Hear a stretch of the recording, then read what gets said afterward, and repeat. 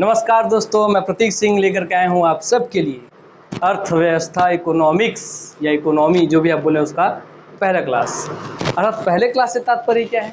किस क्लास में हम कोई भी सिद्धांत, कोई भी प्रिंसिपल की 3 क्षेत्र होते हैं, प्राथमिक, द्वितीयक, तृतीयक, ऐसा कोई भी चीज़ हम नहीं पढ़ेंगे। इंट्रोडक्शन क्लास है तो सबसे पहले आपकी जान पहचान तो हम करवा दें कि भाई अर्थव्यवस्था होती क्या चीज़, इस दुनिया में अर्थव्यवस्था का जन्म कैसे हुआ, अर्थव्यवस्था का जरूरत पड़ा कैसे, कैसे अर्थव्यवस्था, अर्थशास्त्र दो अलग अलग चीज़ आप पढ़ते हैं, उन दोनों में बेसिक डिफरेंस क्या है। तो मैं वैसा आपको बता दूं, क्लास के लिए आपको दिखा दूँ, जैसा पढ़ाते हैं आप अभी तक सभी जगह पढ़े होंगे कि भारतीय अर्थव्यवस्था आप पढ़ेंगे मुझसे।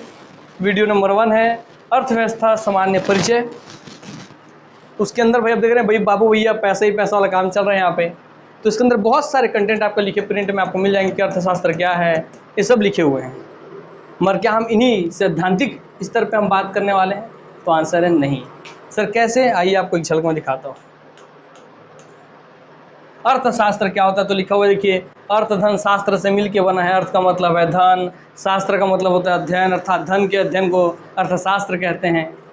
ये सब चीज़ें नहीं पढ़ने वाले, क्योंकि देखिए जब भी आज क्वेश्चन, अब एग्जाम का पैटर्न जैसा हो रहा है उसमें आपको कॉन्सेप्ट से क्वेश्चन आने वाले हैं, एकदम गहराई से जाकर के बेसिक कॉन्सेप्ट। तो जब तक आप उसके कॉन्सेप्ट को नहीं समझेंगे कि वो पैदा कैसे हुआ, जन्म कैसे हुआ, क्यों इस धरती में वो शब्द ही क्यों आया, तब तक आप उस चीज़ों को समझ नहीं पाएंगे।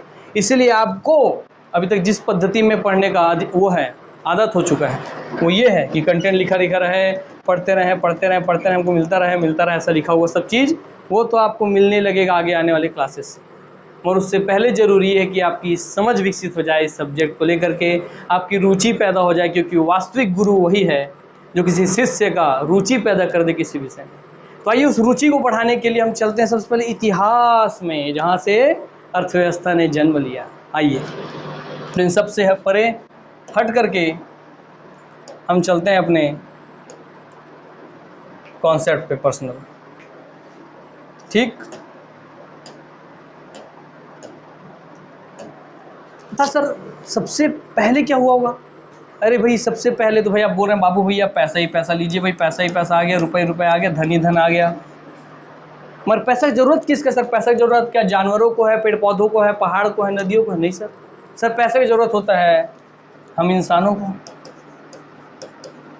तो इंसान तक पहुंच जाते हैं। और सर इंसानों को पैसे की जरूरत क्यों पड़ने लग गया? तो भाई इंसान किस धरती पे आए होंगे, तो इंसान धरती पे आए होंगे, पृथ्वी पे आए होंगे। अर्थात हमारी क्लास की शुरुआत आज इस क्रम में नहीं, इससे लेकर के इस ओर होगी, ताकि यहाँ से पकड़ के यहाँ तक के सफ़र को अच्छे से समझ सके। तो आइए चालू करते हैं और पूरे कॉन्सेप्ट को हम अच्छे से समझने लगते हैं। सर ये है हमारा प्यारा अर्थ। आपको पता है कि सर पृथ्वी एक समय आग का धधकता हुआ गोला था।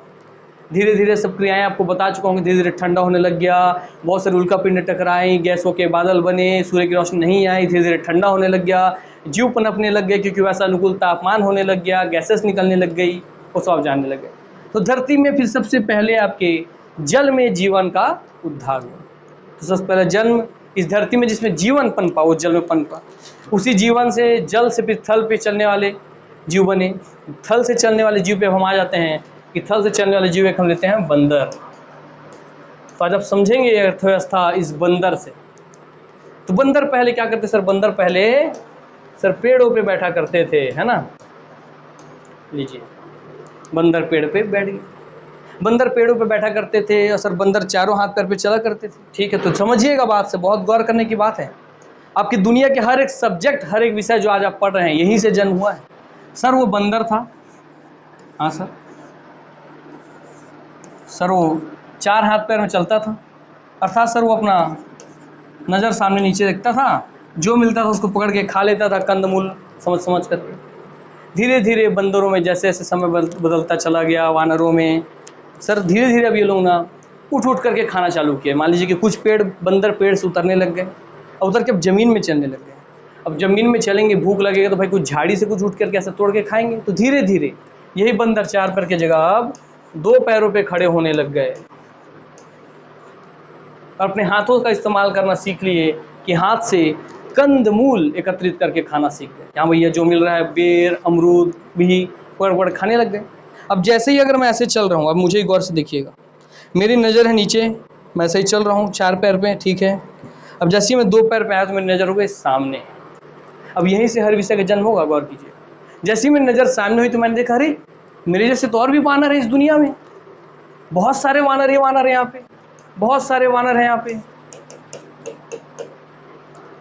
जब बहुत सारे वानर ही वानर है तो भाई वानरों में फिर समूह बनने लग गए, ठीक है। अब आते हैं धीरे धीरे वानर समूह बना के रहने लग गए, समूह में आगे बढ़ने लग गए। फिर धीरे धीरे जो बेर यदि तोड़ के खाया, तो देखिए 3 बेसिक ज़रूरतें होती हैं किसी व्यक्ति की। क्या सर?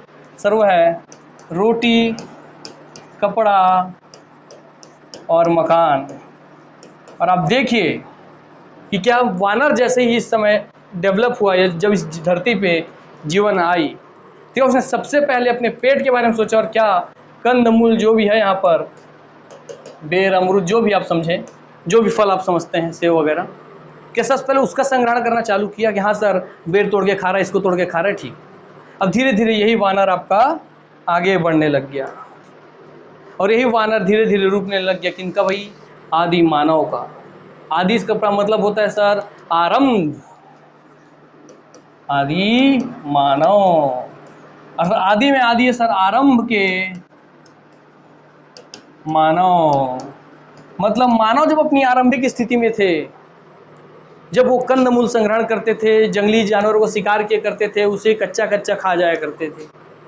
कच्चा खाने से एक चीज़ और बता दूं सर, कच्चा खाते थे तो आज आपके शरीर में एक अवशेषीय अंग मिलता है, अपेंडिक्स बोलते हैं जिसे, है ना, जो आज दिक्कत होता है तो अपेंडिक्स का ऑपरेशन हो जाता है। जब हम लोग आदि मानव थे और हम कच्चा मांस खाया करते थे, कच्चे फल फूल सब्जियाँ खाया करते थे, तो वो अपेंडिक्स ही वो अंग था हमारे शरीर का जो उस कच्चे भोजन को पचाने में सहयोग करता था। फिर धीरे धीरे मानव डेवलप होते चला गया, मानव खाना बना के पका के खाना सीख गया, इसीलिए अपेंडिक्स जो है वो धीरे धीरे धीरे धीरे अपनी संकुचित अवस्था में आते होते अब अवशेषी अंग बन गई है कि अब वर्तमान में आपको उसका कोई उपयोग नहीं है। बस वैसे ही अभी में मेन मुद्दा क्या सर? अभी मेन मुद्दा है रोटी। और अब देखिए जब आदि मानव भी थे तो पहले के आदि मानव कैसे नंगे पुंगे घुमा करते थे, है ना, सही बात है, जंगलों में। धीरे धीरे भैया जानवर का छाल पहनना सीख गए, पेड़ पत्ते के छाल पहनना सीख गए, तो उसके बाद वो आए कपड़े पे, और उसके बाद सर वो रहने के लिए आवास के स्तर पे जब आगे बढ़ते गए तो सर वो चले गए गुफा पे, अर्थात मकान पे, है ना भाई। मगर सबसे पहली प्रायोरिटी अभी क्या थी सर? अभी सबसे पहली प्रायोरिटी रोटी ही थी। तो इस रोटी को ही आदिमानव के समय में क्या बोलते थे? मान लीजिए वो था आपका कंदमूल। अब आपका चालू करता हूँ यहीं से मैं इकोनॉमिक्स का मेन चैप्टर चालू हो रहा है कि मान लीजिए ये कोई फल है दोस्तों, ठीक, ये आपका कोई फल है जिसको संग्रहण करना है। जैसे जैसे आदि मानव लोग सभ्य होने लग गए, धीरे धीरे उनका विकास क्रम में आगे बढ़ते गए, परिवार बनाना सीख गए। परिवार भी छोड़ दीजिए, वो अपना फल संग्रहण करने लग गया। तो सर ये आदि मानव था, ये था आदि मानव, ठीक, बड़ा मुस्कुराता हुआ, ये फल को संग्रहण करके रखता था और जिन गुफाओं में रहता था वही आज जाता था, फल लेकर आता था, खा लेता था। धीरे धीरे इसका विकास हुआ, दिमाग तो क्या समझा कि नहीं नहीं भैया खा नहीं लेना है, कल मुझे जाना ना पड़े। क्योंकि देखिए मानव होना बहुत आलसी प्रवृत्ति का होता है, और ऐसे बोलते हैं कि आवश्यकता ही आविष्कार की जननी है। मैं बोलता हूँ नहीं, आलस्य ही आविष्कार की जननी, अर्थात आदमी जितना आलसी होगा उतने ही बड़े बड़े आविष्कार होंगे। सर कैसे? जैसे मान लीजिए एक पंखा, मैं अपने हाथ से हाँक रहा हूँ, मैं थक गया, इसलिए मैंने क्या बना दिया? इलेक्ट्रिक फैन, बटन दबाओ हवा मिल रहा है। तो जब जब जब जब जब इस धरती में मनुष्य आलसी होगा उतने ही बड़े बड़े इन्वेंशन इस धरती पे होंगे। आदमी पैदल चलता था, साइकिल का इन्वेंशन कर दिया, थक गया तो आलसी के चक्कर में, फिर गाड़ी का, फिर कार का, एरोप्लेन का, फिर इस तरह के सब और हाइपरलूप वगैरह सब जानते हैं। तो आलस्य ही आविष्कार की जननी, ये मैं बोलता हूँ, ठीक है। आइए सर ये आदमी क्या समझा अपने आलसीपन के चक्कर में? यार डेली जाता हूँ खा के आता हूँ, डेली जाता हूँ खा लेके आता हूँ, खा जाता हूँ, लेके आता हूँ, खा जाता हूँ। अब एक काम करता हूँ कि लेके आता हूँ इस फल को और इसको मैं गुफे में छुपा के रखूँगा अपने अड्डे में, ठीक है। ये छुपा के रखने लग गया, एक दिन शिकार पे जाने लग गया और ला के 3-4 फल रखता था, मस्त आराम से 2-3 दिन बैठ के खाता था, गुफे में मस्त आराम करता था। तो अब इससे एक और आदि मानव आ गया भैया, एक और आदि मानव। भाई इंसान का दिमाग तो बहुत खुरापाती है ना। अब समझिएगा, देखिएगा इकोनॉमिक्स कैसे जुड़ेगा, आपको अंदाजा भी नहीं होगा। सर ये इसके दिमाग और खुरापाती है इस आदि मानव के। ये बोले अरे यार मैं लेने भी क्यों जाऊं, जब ये मेरे लिए जो है यहाँ पे ए बुर्बक बुद्धू और मैं हूँ बी जो अपने आप को चतुर समझ रहा हूँ, जब ये मेरे लिए ला के यहाँ पे जमा करके छुपाता ही है तो क्यों ना मैं इसे ही चोरी कर लूं और उसे ही खा लूं। हाँ भाई, पॉसिबल तो है। आदमी तो सोचता है कि भाई मुझे जितनी आसानी से प्राप्त हो सके उतना अच्छा है। वो 10 कंदमूल संग्रहण किया, एक चुरा के खा लूंगा, क्या पता चलेगा, है ना। ठीक है, मगर नहीं, जब एक चुरा खाने लग गया पता नहीं चला। ठीक है, धीरे धीरे इसकी लालच बढ़ी है, 2 चुरा के खाने लग गया, 3 चुरा के खाने लग गया, 4 चुरा के, अब 10 में से 8-8 चुरा के खाने लग गया, तो इसको पता तो चल गया। तब इस ए ने दिमाग लगाया कि यार देख, मेरा तो निश्चित है भाई कि मेरे को बाहर जाना पड़ेगा कंदमूल संग्रहण के लिए, क्योंकि यहाँ जो है ये तो लिमिटेड है।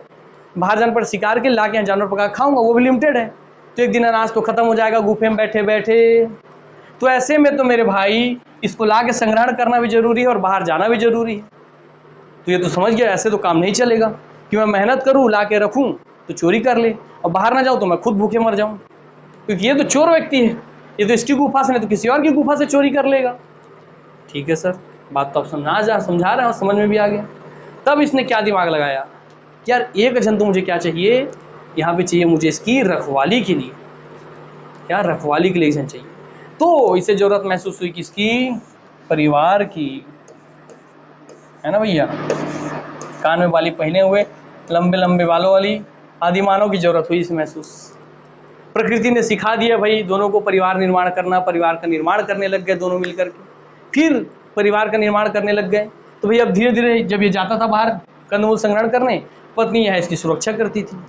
मगर जैसे ही परिवार नियोजन का कार्य आगे बढ़ा, भाई पत्नी अब बिजी रहने लग गई भाई, और धीरे धीरे बर्तन बनाने सीख गए। तो भाई पत्नी गुफा में जहाँ खा रहे हैं वहीं थोड़ी गंदगी करेंगे, अब उसको भी बाहर जाना पड़ गया, बर्तन धोने जा रही है, मान लीजिए कुछ और कार्य के लिए बाहर जा रही है। ठीक है, तो फिर भी ये चोरी करने लग गया आकर के। तो बोले इससे भी काम नहीं चलेगा, तो चलो हम छोटे छोटे नन्हे मुन्ने पुन्ने बच्चे जन्म कर देते हैं। ठीक है सर, तो अब क्या हो गया, अब भाई पति जा रहा था शिकार करने, और ये क्या सोचा, परिवार बढ़ गया तो भाई अब मेरे अकेले का तो बस बात है नहीं, इतना संग्रहण कर सकूं मैं। तो इसी कंदमूल के लिए अपने बच्चों को भी लेके जाने लगे शिकार पे, कि ठीक है एक बच्चा मेरे साथ शिकार पे जाएगा, एक बच्चा है इसकी रखवाली करेगा, बाकी सब काम माताएं उसकी संभाल लेगी। ठीक है, तो अब क्या हो गया, इसने देखा कि हाँ भैया ठीक है, ये चोरी तो इसने रोक लिया, अपने एक बच्चे को यहाँ बॉडीगार्ड बना करके। मगर परिवार क्या हुआ सर, अब परिवार तो आपका 4 हो गया ना, पहले तो 4 नहीं हुआ करते थे, 40 का परिवार हुआ करता था। हाँ सर, परिवार अब आपका 4 लोगों का परिवार हो गया।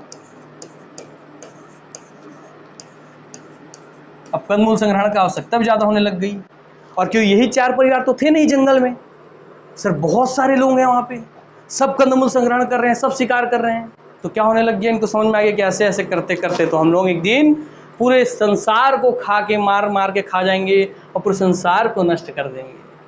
समझ में आ गया बात। तो उस समय क्या दिमागों की बात समझ में आ गया, तब इसने क्या बोला, अब इसने बोला कि नहीं भाई ऐसे तो काम नहीं चलेगा। और आप देखिए अभी इनके लिए क्या करते थे सर, ये इस धन को, इसे कंदमूल था जो है ना, कंदमूल जो फल फूल जो भी है, पहले इसको इसने चोरी से बचाने के लिए एक सुरक्षा कर्मी की व्यवस्था की, है ना, सुरक्षा कर्मी की व्यवस्था की, अपने बेटे को बनाया सुरक्षा कर्मी, पहले पत्नी को फिर अपने बेटे को।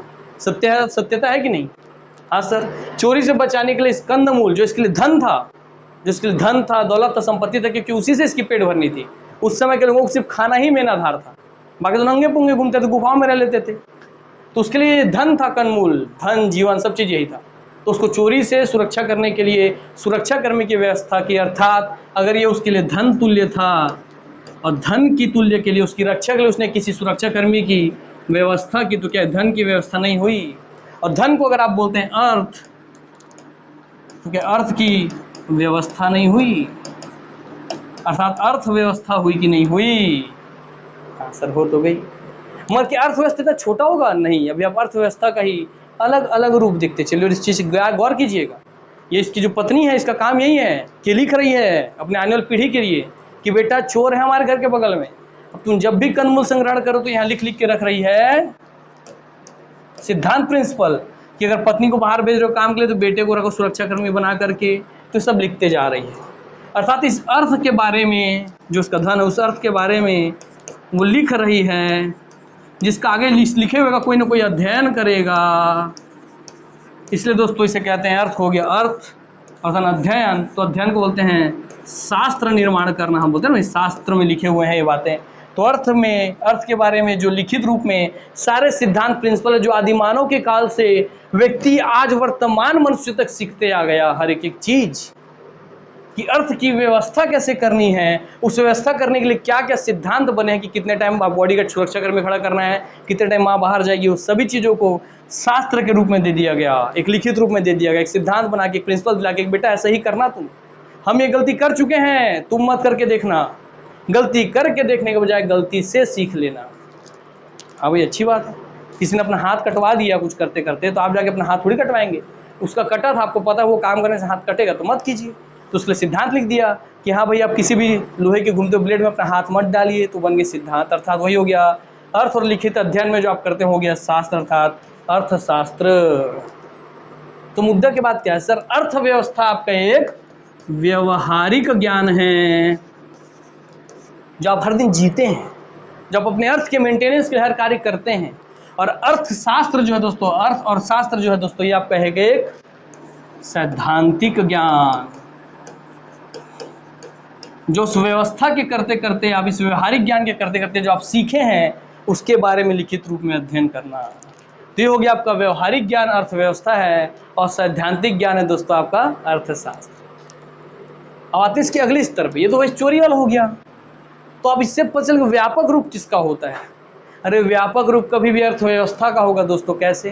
क्योंकि इसमें तो गलती भी कर रहा है और सही भी चीज़ मिल रहा है, और केवल सही चीज़ों को इसमें लिख रहा है। तो हाँ सर, व्यापक स्तर पे, बड़े स्तर पर कभी भी क्या होगा, अर्थव्यवस्था होगा। और उससे संक्षिप्त अवस्था में आपका अर्थशास्त्र होगा, अर्थात छोटे रूप में अर्थशास्त्र होगा कि नहीं होगा? क्योंकि यहाँ तो सर उसमें जो सही किया वो भी है, जो गलती किया वो भी है, मगर यहाँ तो केवल उसने लिखा ना ये बात कि जो चीज़ सही है केवल यही कीजिए। तो हाँ सर, चलिए अब एक और गौर करने की बात है क्या आपके लिए, आइए अब आपको आगे और सिखाता हूं मैं, उसी कंदमूल से सीखते चलिए आप। सर ये कंदमूल था, चलिए भैया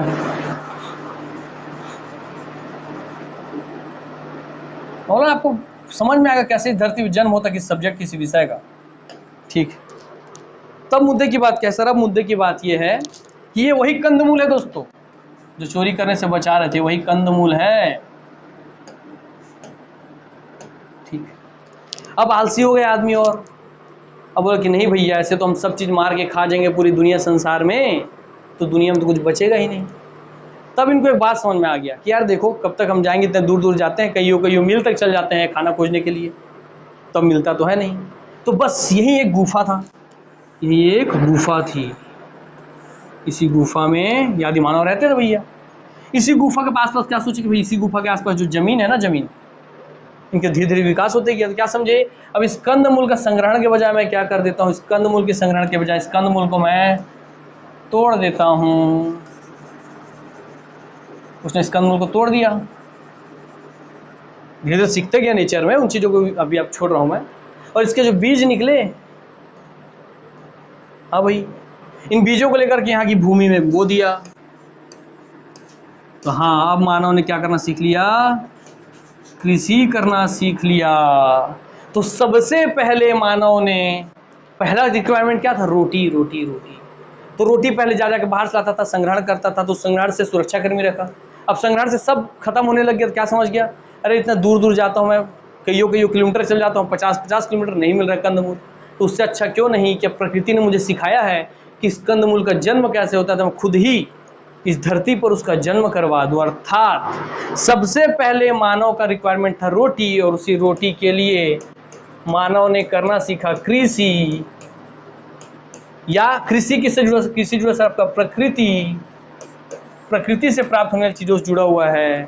तो जायज़ सी बात है सर, सबसे पहला या फर्स्ट चीज़ है कि नहीं है, अर्थात इसीलिए आपका सबसे प्राथमिक क्षेत्र हो जाता है कृषि या वनों से प्राप्त चीज़ें, जो कृषि कहलाती हैं अर्थशास्त्र की प्राथमिक क्षेत्र।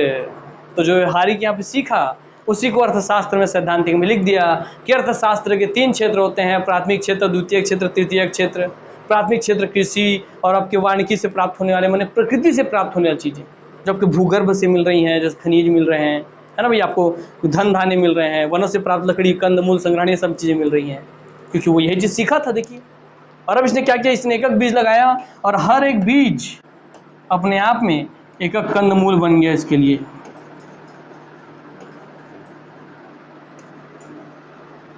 एक एक कंदमूल बन गया, ठीक है।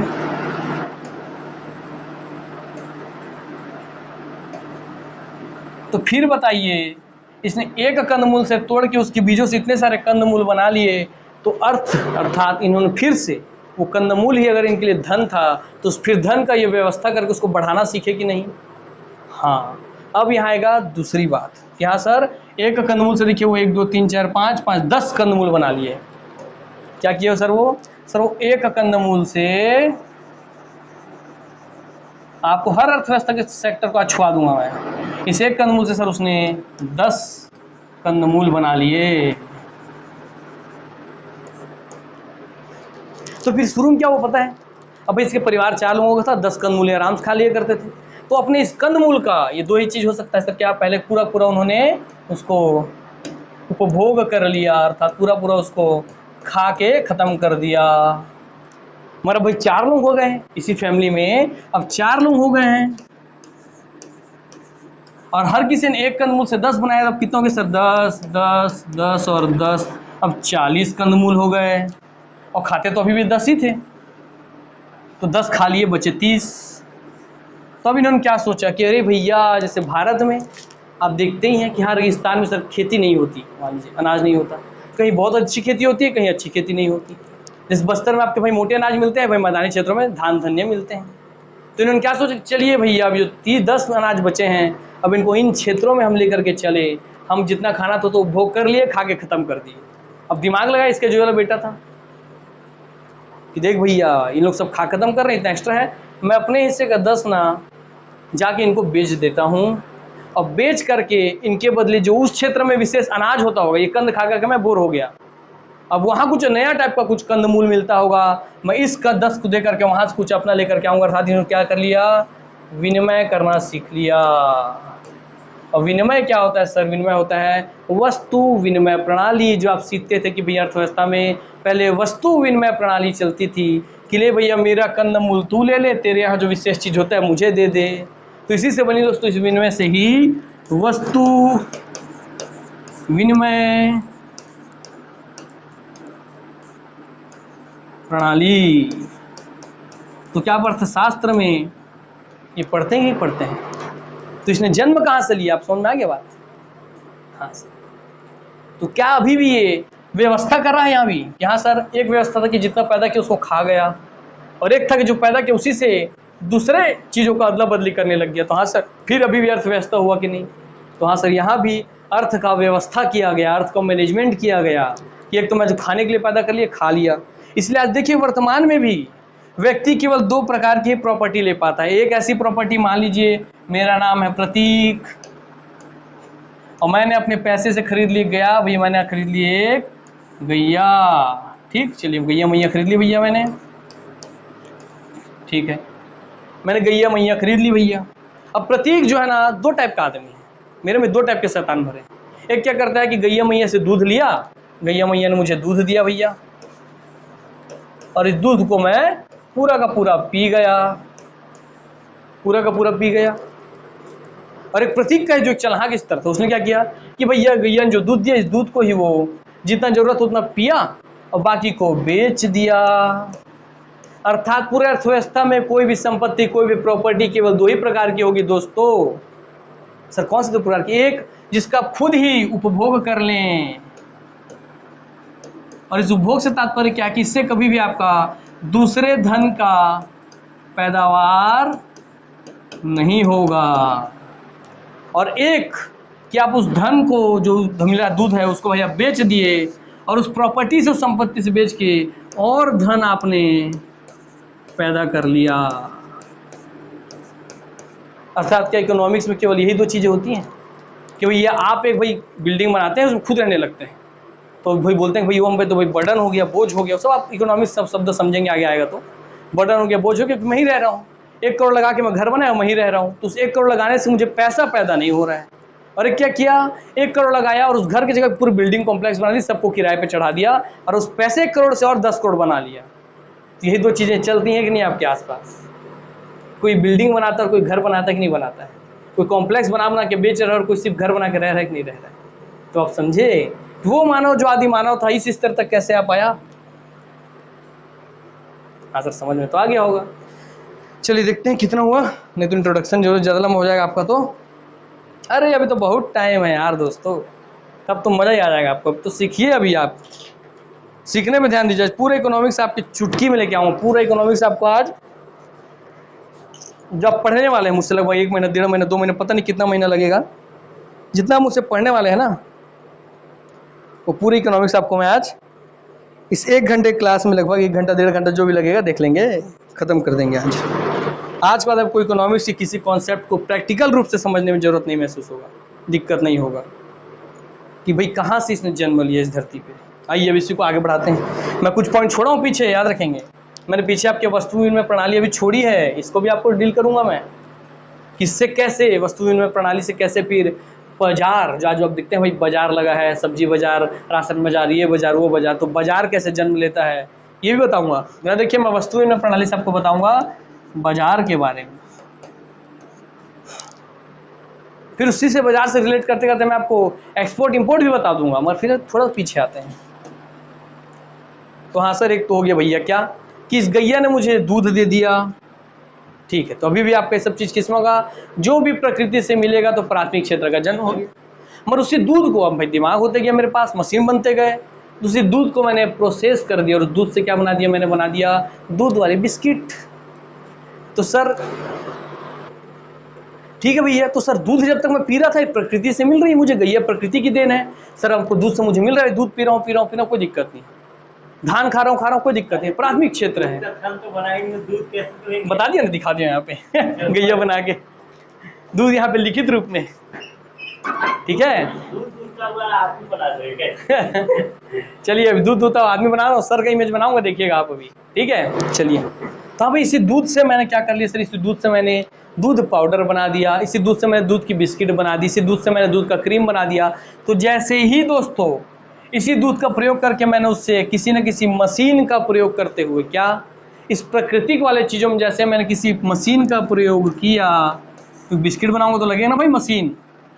इतनी बड़ी जनसंख्या है, इतना सा दूध है, अब 500 लीटर दूध है, उसको हाथ से तो नहीं घुमा सकता, तो मशीन लगेगी उसको गोल गोल घुमाने के लिए, उसमें आटा मिलाने के लिए, मैदा मिलाने के लिए, जो भी मिलता है मशीन तो लगेगी। तो जैसे ही किसी प्राथमिक क्षेत्र की चीज़ों में आप मशीन को उपयोग करके उसका रूप बदल देते हैं, तो दूध से बन गया रूप बदल करके बिस्किट बन गया आपका भैया, ठीक। बिस्किट जिस छत्तीसगढ़ी में कहा जाता है, छत्तीसगढ़ी में बिस्किट लिखेंगे तो याद रखेंगे बिस्किट बिस्किट नहीं, छत्तीसगढ़ में लिखते हैं बिस्कुट। और बिस्कुट में भी ये सब पुरानी होता है, हो जाता है फिर वो तो बिस्कुट बिस्कुट। तो छत्तीसगढ़ी में लिखेंगे तो ऐसा लिख लेंगे, कूट लग जाता, ऊ की मात्रा लग जाती है, ठीक। चलिए और ये तो बात की बात है, छत्तीसगढ़ी भाषा हो तो, मगर हर चीज़ का थोड़ा थोड़ा ज्ञान होना चाहिए, ठीक है सर। बिस्किट बन गई, तो भैया दूध से बिस्किट बन गई, किसी मशीन का प्रयोग हुआ, तो सर यही आपका कहलाता है सेकेंडरी क्षेत्र या द्वितीय क्षेत्र, अर्थात कल कारखाने मशीन का प्रयोग करके जो भी चीज़ आपके मार्केट में प्रोड्यूस हो रही है वो सब आपके अर्थव्यवस्था के द्वितीय क्षेत्र में आते हैं दोस्तों। और अब मैं चलाक हो गया, मैं प्रतीक सर हूँ, बहुत चलाक हूँ। पहले दूध पीता था, फिर दूध बेचने लग गया, दूध से बिस्किट बना दिया, मैं और चलाक हो गया। अब मैं क्या बोला, नहीं मेरे को अपन को मांगता है फुल इज्जत, बाबू भैया पैसा ही पैसा। मतलब अब भैया मैं देता था, मार्केट में 10,000 लोगों की जनसंख्या थी, 10,000 लोग बिस्किट खा रहे थे, मेरा लालची पेट बड़ा होते गया, देखने पेट ऐसे ही बड़ा है, तो लालची पेट बड़ा होते चला गया। तो मैंने क्या किया, नहीं नहीं नहीं नहीं नहीं, अब मुझे चाहिए 5 लाख लोगों का मार्केट, 50 लाख लोगों का मार्केट, 5 करोड़ लोगों का मार्केट। तो मैंने उसी बिस्किट के पैकेट को, देखिए जो आपका दूध होता है भैया, बाल्टी मान लीजिए, बाल्टी में भरा हुआ है दूध, जो कि दूध तो भैया प्राथमिक क्षेत्र है, इससे समझ लीजिए फर्स्ट प्राथमिक क्षेत्र है। इससे मैंने मशीन का प्रयोग किया, बना लिया, इससे क्या, इससे मैंने बना लिया सर आपका दूध वाली बिस्किट, आश्रय बन गया आपका बिस्कुट, ठीक। चलिए ये सर आपको हो गया सेकेंडरी क्षेत्र। अब इसी सेकेंडरी क्षेत्र के बाद आ गया मैं, बहुत लालची बड़ा पेट वाला आदमी। और मैंने क्या किया, मैंने इसे ही कर दिया कि अब इसको ऑनलाइन ऑर्डर करेंगे ना, सबको ऑनलाइन सप्लाई करूंगा। तो मैंने एक सर्विस सेक्टर का क्रिएट कर दिया, अर्थात क्या मैं उनके घर पहुंच सुविधा की सेवा दे रहा हूं कि नहीं। कि आपका जो भी घर होगा उस घर तक पहुंच जाएगी मेरी बिस्किट, घर तक मेरी बिस्किट पहुंच जाएगी। तो क्या मैंने यहाँ पे एक सेवा दिया ना भाई, आपको मैं घर पहुंच की सुविधा देता हूँ, घर पहुंच सेवा देता हूँ।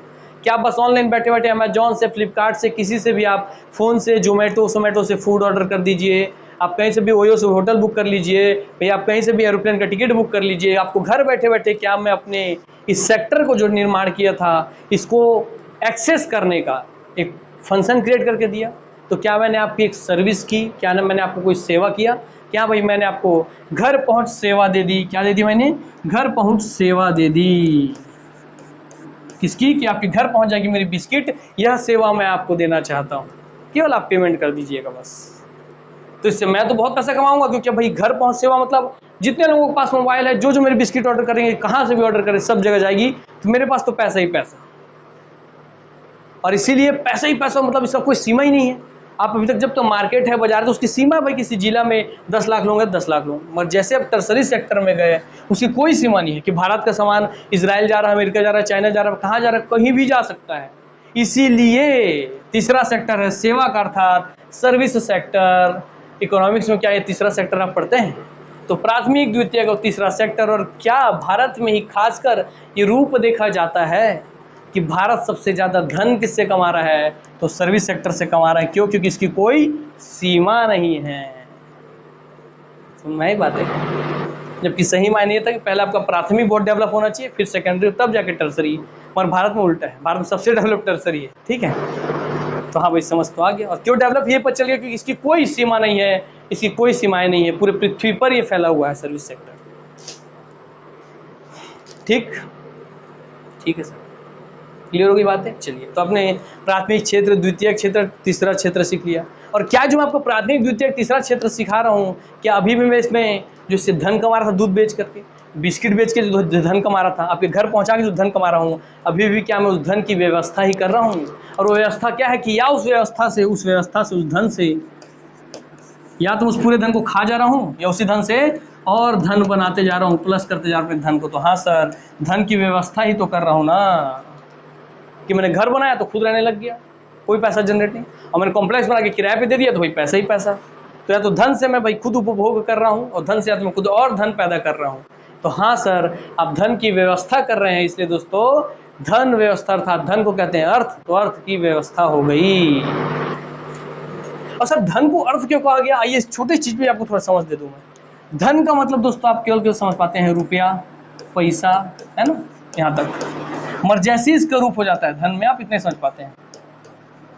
मर्जैसीज का रूप हो जाता है भाई क्या, अर्थ। तो अर्थ का दोस्तों सीमा हो जाता है व्यापक, अर्थात धन एक छोटी सी इकाई है और व्यवस्था, अर्थ जो है बड़ी इकाई है। सब कैसे? अगर मैंने सिर्फ रुपए पैसे मेरे पास भरे हुए जेब में गड्डी गड्डी, तो मेरे पास धन है, मैं बोलता हूँ मैं बहुत धनवान हूँ, मतलब मेरे पास रुपए पैसे बहुत ज़्यादा है। मगर अगर मैं बोलूँ कि मैं बहुत बड़ा ही अर्थशास्त्री, तो नहीं बोलेंगे, वो तो अलग चीज़ें हैं, मगर मैं बहुत ही बड़ा, क्या बोलते हैं, बिजनेसमैन, है ना, बिजनेसमैन, अर्थात कहने का मतलब है कि मैं बहुत ही बड़ा व्यक्ति हूँ। तो भाई व्यक्ति का तात्पर्य तब होता है जब उसके पास बहुत ज़्यादा अर्थ, और अर्थ में आ जाता है दोस्तों आपका पैसा, तो आता ही है जिसको आप धन बोल रहे हैं, पैसा रुपया जिसको आप धन बोल रहे हैं, तो ये तो आ ही जाता है। मगर इसके साथ साथ आपका जमीन, जायदाद, आपका बिजनेस, माने व्यवसाय लिख लेते हैं हिंदी में भैया, व्यवसाय, आय के अनेक स्रोत, आय के अनेक स्रोत, आय है तो भाई आय है तो उस आय के चक्कर में भैया उसका व्यय होगा, व्यय होने के बाद कुछ आपका सेविंग होगा, तो भाई कुछ आपका बचत होगा, हाँ सर। तो आय होगा, व्यय होगा, उस जितना पैसा कमाया उसमें कुछ खर्चा कर दिए, कुछ बचा लिए, उस बचा को लगा के और पैसा बना लिए। तो जब ये सभी चीज़ों का आप अध्ययन करते हैं तो दोस्तों कहला जाता है अर्थ। तब आपको समझ में आया कि नहीं कि धन क्या है और अर्थ क्या है। किताबी ज्ञान में तो उसकी सीमाएं सीमित है, आप कंफ्यूज हो जाएंगे, ऐसी बेसिक चीज़ कोई बताता नहीं है। सब बोल रहे हैं कि अर्थ का मतलब धन है, जैसे आपको बताया मैं पीछे मेरे नोट्स में भी लिखा हुआ है कि अर्थव्यवस्था, भाई अर्थ का व्यवस्था, अर्थशास्त्र क्या था, अर्थ माने धन और शास्त्र माने अध्ययन, अर्थात धन का अध्ययन करना ही अर्थशास्त्र है। आप देख रहे हैं अंतर। अंतर्व्यवहारिक स्तर पे जानना है आपको, जमीनी स्तर पर। क्या आपके पास अर्थ है कि आपके पास धन है? समझ में आया बात?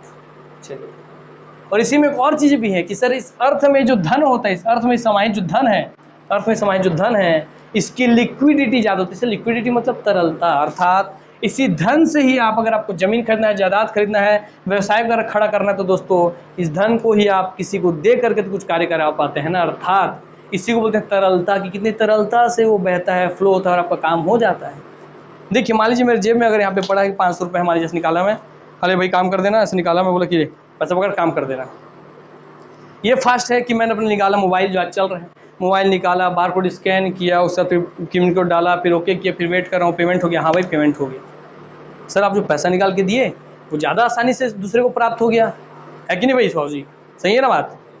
तो जो भाई आसानी से प्राप्त हो गया वो ज़्यादा तरल है, आसानी से बह गया, मेरे हाथों से तुरंत बह के चला गया। तो इसी को बोलते हैं तरलता। अर्थव्यवस्था में आप ये शब्द सुनेंगे, धन की तरलता या अर्थ की तरलता। अर्थात जो अर्थ, जो धन, जो संपत्ति बहुत आसानी से आप किसी और को ट्रांसफ़र कर पाएँ, किसी और से वो दे करके अपना कार्य करवा पाएँ, तो उसकी तरलता उतना ज़्यादा है। और आज भी हार्ड कैश या करेंसी के जितना तरलता किसी की नहीं है। ठीक है, तो सबसे अधिक तरल कौन है पूछ लेगा तो आप बोलेंगे मुद्रा। अभी भी मुद्रा ही सबसे ज़्यादा तरल है। उस मुद्रा में भी कौन सा? Hard money. ठीक है, आप आगे टर्म सुनेंगे, हार्ड मनी क्या है, सॉफ्ट मनी क्या है। तो हार्ड मनी ही हार्ड नोट, पैसा, सिक्का उक्का। ठीक है, चलिए, तो ये भी आप सीख गए। छोटा मामला ना, पूरा अर्थव्यवस्था इसमें आपका समेट दूंगा मैं। तो हाँ सर, आप प्राथमिक क्षेत्र देख लिए, द्वितीय क्षेत्र देख लिए, तृतीय क्षेत्र देख लिए। अब आते हैं थोड़ा पीछे, जो आपको हम पढ़ाया था। आ जाइए, पैसा रख ले रहा हूँ भाई, बहुत पैसे वाला आदमी समझ रहे हो, हल्के मत लेना, आओ ले रहा हूँ। और तो हॉबी है मेरा पढ़ाने, इसलिए पढ़ा दे रहा हूँ। और ये भी बोल रहा हूँ लिख करके कि नहीं पढ़े होंगे इससे पहले आप ऐसा अर्थव्यवस्था। आइए, क्योंकि पता है क्यों? क्योंकि जब मैं पढ़ता था तो मेरे को भी कोई ऐसे अर्थव्यवस्था नहीं पढ़ाया था। यहाँ तक कि मेरे को तो अर्थव्यवस्था पढ़ाया ही नहीं गया था। जब मैं पढ़ा था तो मेरे को ज्योग्राफी नहीं पढ़ाया गया था, अर्थव्यवस्था नहीं पढ़ाया गया था। अर्थव्यवस्था मेरे को पढ़ाया गया था 3 घंटे में। ठीक है, पूरा इकोनॉमिक्स 3 घंटे में ख़त्म हो गया था। मतलब इतना ज्ञानवान पढ़ाया था, छत्तीसगढ़ के सबसे टॉप कोचिंग से पढ़ा था जब मैं स्टूडेंट हुआ करता था। तो सोच लीजिए आप, तो यही स्तर है, आप क्या बोल सकते हैं। मगर चलिए आइए, क्योंकि इतनी गहनता के साथ सोचना पड़ता है इन चीज़ों के लिए ना। आपको बहुत बहुत बहुत आसान लग रहा है, आम, दूध, केला, गैया वैया, हमारा सब बनता नहीं आसानी से। आइए, मैं आपके लिए कुछ छोड़ा था, कहाँ ये गया। सर फिर इस धन से सारा देखने जाते हैं अब आप बाजार। क्या बाजार सामान खरीद के लाते हैं, दूध, दही, मक्खन, घी, चावल, अड़द, साबुन वबुन सब खरीद के लेके आते हैं। तो देखिए पहले क्या होता था, वस्तु विनिमय प्रणाली, अब आपको समझा रहा हूँ ना मैं, ध्यान देंगे। तो वस्तु विनिमय प्रणाली आपको मैं थोड़ा सा समझा देता हूँ, ये भी आप देखेंगे आगे जा करके। वस्तु विनिमय, आपने वही क्या क्या पढ़ लिया, अपने प्राथमिक, द्वितीयक और तृतीयक क्षेत्र पढ़ लिया, वस्तु विनिमय प्रणाली। और आपको इस एक क्लास से पूरा इकोनॉमिक्स का कॉन्सेप्ट पूरा क्लियर हो जाए, कहाँ से जन्म होता है किसी चीज़ का। तो हो क्या रहा है, वस्तु विनिमय प्रणाली में एकदम नाम आसान है दोस्तों। वस्तु बनोगे कोई सामान, कि भाई सामान, वस्तु मतलब सामान, सामान मतलब भाई आपके पास अगर धान है तो मेरे पास मान लीजिए गेहूं है, तो आप मुझे धान दे दीजिए, मैं आपको अपना गेहूं दे देता हूं। ठीक है, तो वस्तु था ये, धान था वस्तु, गेहूं भी था वस्तु। विनिमय मतलब होता है दोस्तों एक्सचेंज करना, कि एक हाथ दे और एक हाथ ले। तो सर धान को दिया, गेहूं को लिया, तो वस्तु का विनिमय हो गया। और ऐसा करते करते एक सिस्टम बन गया। और क्या सिस्टम क्या था, यही प्रणाली शब्द कहाँ से है, उस चीज़ को भी देखिए। वस्तु आप समझ गए, विनिमय आप समझ गए, प्रणाली कहाँ से है। अरे दोस्तों, प्रणाली का जरूरत यहाँ पे पड़ा कि भाई ये कितना धान के बदले कितना गेहूं दूंगा, इसके लिए कोई ना कोई प्रणाली तो होगी ना। और प्रणाली क्या होगी भाई, उसके माप तौल की प्रणाली होगी कि नहीं होगी। हाँ सर, इसी से इसके माप तौल की जरूरत है कि भैया धान और गेहूं सबका रेट एक बराबर है क्या। मैं आपको बोलूँ भैया मैं आपको चीनी दे रहा हूँ, आप मुझे अपना मर्सिडीज कार दे दोगे आप? नहीं। तो कुछ ना कुछ तो एक्सचेंज वैल्यू देखना पड़ेगा ना भाई, कि इस चीज़ के बदले वो चीज़ कितना दे सकता हूँ, है ना। चलिए, तो इसीलिए दोस्तों माप तौल की प्रणाली विकसित की गई, जिसमें आप माप सके कि भाई 4 किलो चावल डालो तो 2 किलो गेहूँ ले जाओ। गेहूँ महंगा है तो दोगुना जस्ट महंगा है, कैसे पता चलेगा। ये 20 रुपये किलो है धान, तो गेहूँ आपका 40 रुपये किलो, दोगुना महंगा कैसे पता चलेगा। ये महंगा उस समय तो था नहीं, लोग थे बहुत कम, अभी तो जनसंख्या बड़ी नहीं थी, जनसंख्या विस्फोट हुआ नहीं था भाई। आदि मानव से अभी इंसान में प्रवेश कर रहे हैं, जनसंख्या उतनी बड़ी नहीं है, तो लोग बहुत लिमिटेड थे, बहुत निश्चित समय संख्या में थे। ठीक है, और जब निश्चित संख्या में लोग हैं तो उनकी ज़रूरतें भी कम हैं। भाई मेरा बस धान गेहूँ चावल मिले, मैं खा रहा हूँ, आराम से रह रहा हूँ। जैसे जैसे लोग बढ़ेंगे, ज़रूरतें बढ़ेंगी, तब आपके साबुन शैम्पू क्रीम सबका डेवलप होगा। सब छोड़ दीजिए बातें अभी, ठीक है सर। तो इस मापतोल प्रणाली को कैसे देखा गया कि भैया मान लीजिए दो, इस प्रणाली के लिए अब देखिए पूरा सिस्टम काम किया था दोस्तों। ये एक आदमी का ज़मीन है ए और ये एक आदमी की ज़मीन है बी। ए बी का काम तो बचपन से चल रहा है, बी छोड़ देते हैं। यहाँ मान लीजिए मैं प्रतीक, और यहाँ है जब इसी रूम में प्रवेश किया हमारे एनालाइजर सर, ठीक है एनालाइजर सर। ये एनालाइजर सर की ज़मीन है भैया और ये मेरी ज़मीन है। अब मैं उगा रहा हूँ सर धान, और दोनों की ज़मीन है बराबर फिक्स 1-1 एकड़ ना। सर मुझसे ज़्यादा नहीं है, मैं भी सर से ज़्यादा गरीब नहीं हूँ, ठीक है। 1-1 एकड़ दोनों के पास ज़मीन है। अब मैंने धान उगाया तो मेरे को यहाँ से मिल गया कितना, 10 क्विंटल धान मेरी पैदावार हुई। और सर के यहाँ क्या बात है, वो सर इनके यहाँ ये गेहूँ उगा रहे थे, तो क्या हुआ सर, इनके यहाँ केवल 5 क्विंटल गेहूं की पैदावार हुई।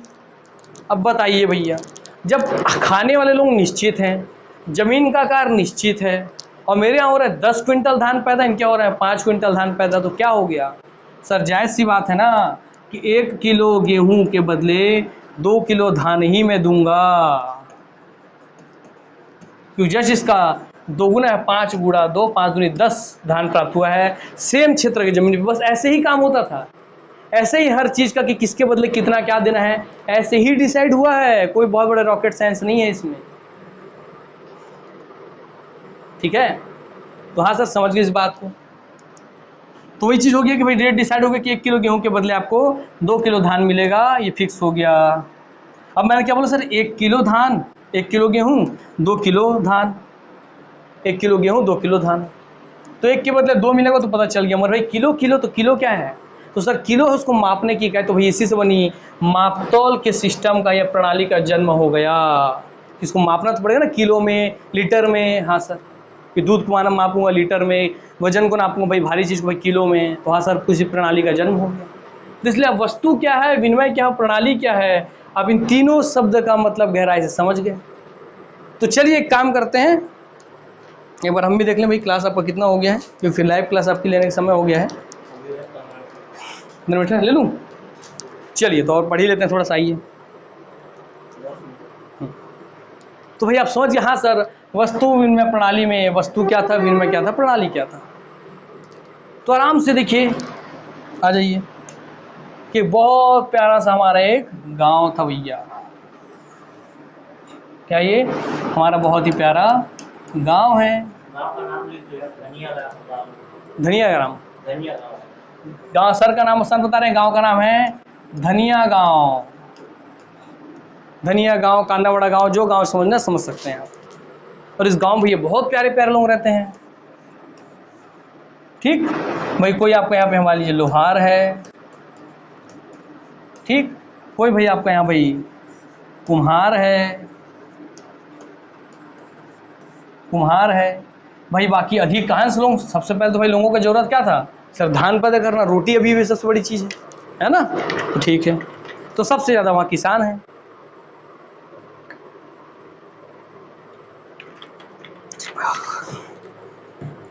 तो सबसे ज़्यादा है कौन वहाँ सर, सर सबसे ज़्यादा है वहाँ पे दोस्तों कौन, किसान। किसान,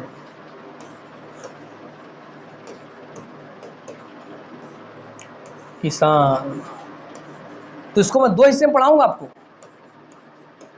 जब हम 1 से 2 क्लास लेंगे सिर्फ इंट्रोडक्शन का, और पूरा अर्थव्यवस्था को सिर्फ इस 2 इंट्रोडक्शन समझ जाएंगे, तब हम उसके सिद्धांत पे, प्रिंसिपल पे चलेंगे कि आपको अब समझ में आ गया कि अर्थव्यवस्था होता क्या है। तब हम उनकी चीज़ों पर चलेंगे कि अर्थशास्त्र मतलब अर्थ माने धन, शास्त्र माने अध्ययन करना, अर्थात धन का अध्ययन करना ही अर्थशास्त्र है। ये सब जो रटंत विद्या है, तब हम उस पर चलेंगे। वो भी पढ़ाऊँगा आपको, क्योंकि आप में से अधिकांश बच्चे वैसे भी हैं जो उसी ज्ञान का इंतजार करते रहते हैं, तो वो भी पढ़ाया जाएगा, छूटेगा कुछ नहीं। पहले जिसमें समझने वाली बातें वो समझ लीजिए, ठीक है। अब देख लीजिए भाई, लोहार एक ही है, कुम्हार एक ही है, किसान है भैया 3-3 घर।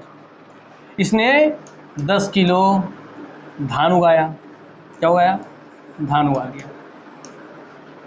इसने भी 10 किलो धान उगा दिया, इसने भी 10 किलो धान उगा दिया। ठीक है। आपको छोटा सा चीज़ समझाऊंगी, इसे बहुत सारा कॉन्सेप्ट आप सीखेंगे। अब ये बताइए, सबके पास 10 किलो 10 किलो 10 किलो धान है, मगर क्या बताइए जितना धान उत्पादन होता है क्या उतना ज़्यादा आपकी लौह की चीज़ें प्राप्त होती हैं, लोहे की चीज़ें? नहीं सर। सिंपल सी बात है। तो मान लीजिए कि तीनों गए अपना अपना धान लेके, कहाँ गए? इस लोहार के पास, कि लोहार भैया हम आ गए हैं, और अब क्या करना है भैया बताइए हमका। तो बोल रहा है कि भाई हमसे ले लीजिए आप 5 किलो, अब हमसे 5 किलो धान ले लीजिए, 5 किलो हमारा परिवार खा लेगा। आप हमसे 5 किलो धान लीजिए और हमको एक तो हल बना के दे दीजिए लोहे का। हल भाई खेती करना है तो हल तो चाहिए किसान को। तो बोला ठीक है बना देंगे। मगर उसी समय क्या हुआ, ये पहुंच गया कि हमसे ले लीजिए भैया 5 किलो, और बोला हमसे भी, ये भी बोला हम इससे भी ले लीजिए 5 किलो। तीनों के तीनों किसान पहुंच गए लोहार के पास, बोले हमको एक तो हल दे दो, ये पकड़ो 5 किलो। तो एक साल क्या हुआ, एक साल इस लोहार ने क्या किया कि जैसे तैसे करके बहुत ज़्यादा सब जगह से जितना उसके पास बचा लोहा था सब लोहा इकट्ठा किया, और तीनों को 5 किलो क्या कर लिया भैया वो सर, 5 किलो मतलब धान ले लिया, 15 किलो धान ले लिया और 3 तो हल दे दिया, उसके यहाँ का सारा लोहा खत्म। मगर इस लोहार की मुसीबत क्या थी, ये तो उसमें लालच में आ गया कि यार धान तो मैं पैदा करता नहीं हूँ, मेरे को ऐसी 15 किलोमीटर ले लेता हूँ भैया। मगर इसका मुसीबत ये था कि दोस्तों इसकी परिवार केवल पूरे एक साल में 5 केजी ही धान खा पाती थी, मान लीजिए आप। तो बाकी बचे कितने इसके पास रिजर्व में? सर 5 केजी धान ये खा गया, तो 10 केजी इसके पास बच गया धान। और 10 केजी धान इस लोहार के पास क्या हो गया, जमा हो गया। और जब जमा हो गया, साल भर में 5 ही किलो खा पाया, तो जमा धान क्या होगा? क्या धान कभी अमर है? दुनिया में कोई चीज़ अमर है क्या? नहीं। उस धान में कीड़े लगने लग गए, सड़ने लग गया, पानी के बूंद में भीग करके खराब हो गया, पूरा तहस नहस हो गया। जमा जो धान था 10 किलो, ये क्या हो गया, ये इसका हो गया नष्ट, बर्बाद और खराब। अब बताइए, ये हर एक 5 किलो पे जब एक हल दे दिया था, तो इस 5 किलो पे एक हल दिया, इस 5 किलो पे एक हल दे दिया किसान को, और इसका 10 किलो धान खराब होगी, तो इसको 2 हल का नुकसान हुआ कि नहीं? और 2 हल का नुकसान हुआ तो जिस 2 हल में जितने लोहे लगे थे उतने का नुकसान हुआ कि नहीं? तो अब तो इसको नुकसान हो गया। इसीलिए दोस्तों आप क्या समझते हैं, अर्थव्यवस्था में आप लाभ और हानि पढ़ते हैं, ठीक है। और इसलिए आप देखते हैं कि भाई वस्तु भी 2 प्रकार की है, एक जो समय के साथ जिसका मूल्य घटते जाता है, जैसे आप सेकंड हैंड चीज़ें सुनते हैं कि समय के बाद जैसे समय बीतते जा रहा है, जो चीज़ सेकंड हैंड होता है वो एक्चुअल प्राइस से कम दाम में बिकता है, क्योंकि नया धान होता भैया तो बेचता तो पैसे भी कमा लेता, अब खराब होने का तो कोई खरीदेगा भी नहीं, तो वेस्ट हो गया। और दूसरा होता है भैया कि जब नया धान आया तब बेच देता और रेट में, तो और पैसे कमा लेता।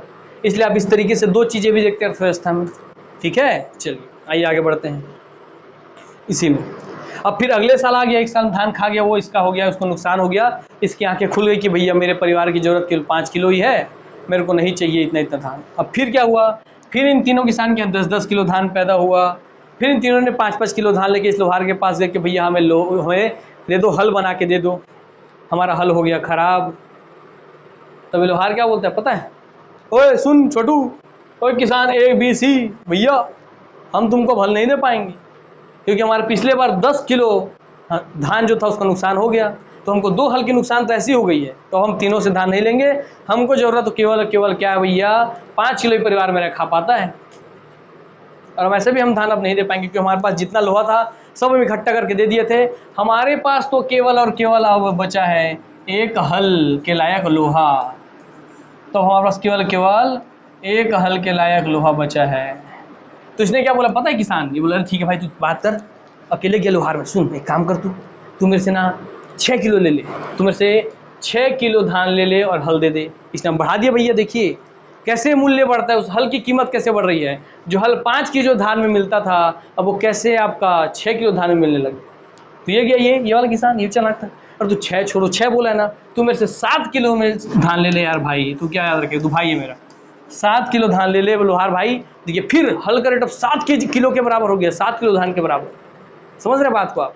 और ये आके बोल गए नहीं भैया तू मुझसे काम कर भैया, तू 8 किलो धान मुझसे ले ले। अब देखिए हल का रेट हो गया 8 किलो धान के बराबर, समझ में आई बात है।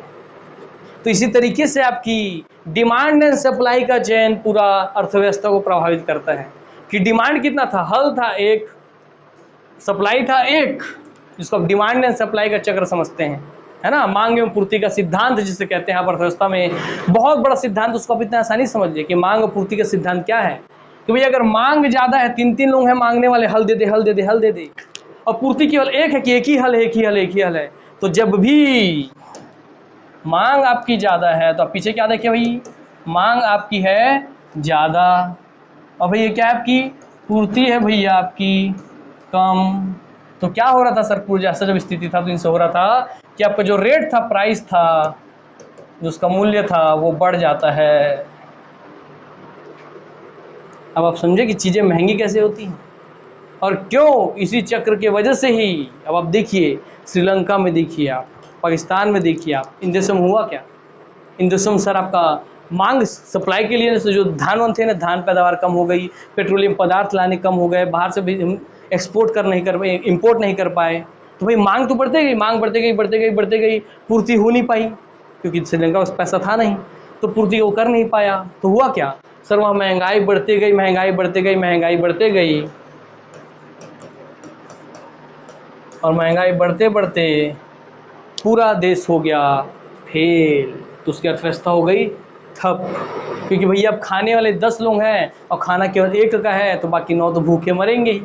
तो जब जब आपकी महंगाई बढ़ेगी, भूखमरी बढ़ेगी, है ना, गरीबी बढ़ेगी, सब चीज़ें बढ़ती हैं, वो अलग चीज़ें, उस पर हम और अच्छे से चर्चा कर लेंगे, ठीक है।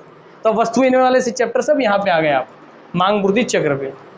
और जैसे आपकी मांग भैया क्या कम, मांग है कम कि कोई आपके सामान को मांग ही नहीं रहे, मांग एकदम कम है कि आपने एक भैया बनाया जूता, आपने क्रीम बना लिया, मेरा क्रीम लगाइए, मेरा क्रीम लगाइए, 7 दिन में गोरा, 7 दिन में गोरा, भैया आइए आइए आइए, ऐसा आप बोल रहे हैं, उसको कोई मांग ही नहीं रहे। तो आप क्या बोलेंगे, पहले दिन आप प्राइस रखे थे इसका 500 रुपये में लूँगा, 500 रुपये में दूंगा क्रीम का एक पाउच, अब कोई ले ही नहीं रहा, आपसे ले ही नहीं रहा, तो क्या बोले अगले दिन, अरे भैया ठीक है भैया, कोई तो ले ही नहीं वाला, लेने वाला ही नहीं है मेरे पास, तो एक काम करो 400 रुपये दे दो, अरे भाई 300 रुपये दे दो, अरे भैया 200 रुपये ही दे दो, अरे 100 रुपये में ही दे दो। और यही चीज़ आप देखे थे द ग्रेट, महान अर्थव्यवस्था जब फेल हुआ था अमेरिका में शेयर मार्केट क्रैश होने की वजह से, तो आपको एक बहुत ही बड़ा दृश्य आपको याद होगा, अगर आप पढ़े हैं तो मैं से आपको पढ़ाया हूँ वो चीज़ें भी, कि एक बहुत ही बड़ा शेयर मार्केट का दलाल था, दलाल, है ना, जो कि अमेरिका के शेयर मार्केट के सामने खड़े होकर अपनी बहुत ही महंगी कार को पहले $500 में बेच रहा था कि मेरे पास, मेरे बच्चे भूखे मर रहे हैं, खाने के लिए पैसा नहीं, मेरी कार ले लो, केवल $500 दे दो, जबकि बहुत $50,000, $5,000 कितने की होगी, बहुत महंगी कार थी वो। फिर जब $500 में कोई नहीं खरीदा तो उसका रेट घटा के कर दिया, अरे $100 में ही कोई खरीद लो मेरी कार, घटा के $100 कर दिया, कि कोई तो खरीद लो मेरी कार ताकि अपने बच्चों को मैं अनाज दे सकूँ, भूखमरी से ना मेरे बच्चे। तो यही चीज़ होती है दोस्तों, श्रीलंका जैसे अब फेल हुआ, पाकिस्तान जैसे अब फेल हो रहा है, और इसी तरीके से बोल रहे हैं कि भारत में भी आर्थिक मंदी आने वाली है, तो मंद होते जा रहा है मार्केट, क्योंकि भैया आपका सामान कोई खरीदने के लिए रेडी ही नहीं है, तो इसे बोलते हैं आर्थिक मंदी का आना, कि मंद होते जा रहा है आपका मार्केट। ठीक है भाई, तो चलिए आज आप इतना सीख लिए हैं, मांग पूर्ति चक्र आप सीख लिए, प्राथमिक क्षेत्र, द्वितीयक क्षेत्र, तृतीयक क्षेत्र आप समझ लिए, अर्थव्यवस्था क्या होता है, अर्थशास्त्र क्या होता है ये आप समझ लिए, अर्थव्यवस्था कैसे व्यवहारिक ज्ञान है, अर्थशास्त्र कैसे आपका सैद्धांतिक ज्ञान आप ये समझ लिए, तो रोटी कपड़ा मकान में धन आपका पहले कैसे हो गया रोटी, वो आप समझ लीजिए। इसके आगे और भी कुछ बचे हुए कॉन्सेप्ट हैं, तो आपको उन बचे हुए कॉन्सेप्ट को हम नेक्स्ट क्लास में आपका कवर कर देंगे, शायद 2 इंट्रोडक्शन क्लास आपके लिए हम ले लें, उसके बाद हम सैद्धांतिक स्थिति पे जब आपको पूरे नोट्स दिखाया था मैं उस हिसाब से आपको पढ़ाते हुए चलूँगा। तो यहीं पे अपनी वाणी को मैं विराम देता हूँ, आप सबसे दोस्तों अब मैं अलविदा लेता हूँ, मिलते हैं नेक्स्ट क्लास में, ठीक है। तो चलिए मिलेंगे नेक्स्ट क्लास में, बाकी ये सभी कंटेंट आपके लिए इंतजार कर रहा है, ये सब कंटेंट आपको मैं पढ़ा दूंगा, इसलिए निश्चिंत रहिए, आप सब चीज़ पढ़ेंगे और सब चीज़ जानेंगे। मगर पहला मुद्दा था कि भाई पहले 1 या 2 क्लास में आपकी रुचि पैदा हो जानी चाहिए इस क्लास को लेकर के, इतना सब चीज़ है आपके लिए।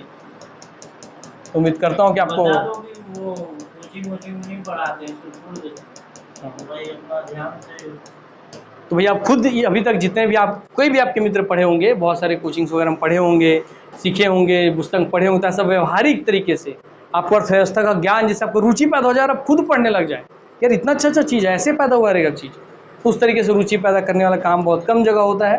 तो उम्मीद करता हूँ कि क्लास आपको पसंद आ रही होगी, और अगर आप वो सीख रहे हैं तो अच्छे से कमेंट कीजिए, जितने भी हमारे बच्चे हैं सब कमेंट कीजिए, क्लास को लाइक कीजिए, सब्सक्राइब कीजिए, सब चीज़ें कीजिए। तो मिलते हैं नेक्स्ट क्लास में, तब तक के लिए नमस्कार, जय हिंद, जय भारत, जय छत्तीसगढ़, वंदे मातरम।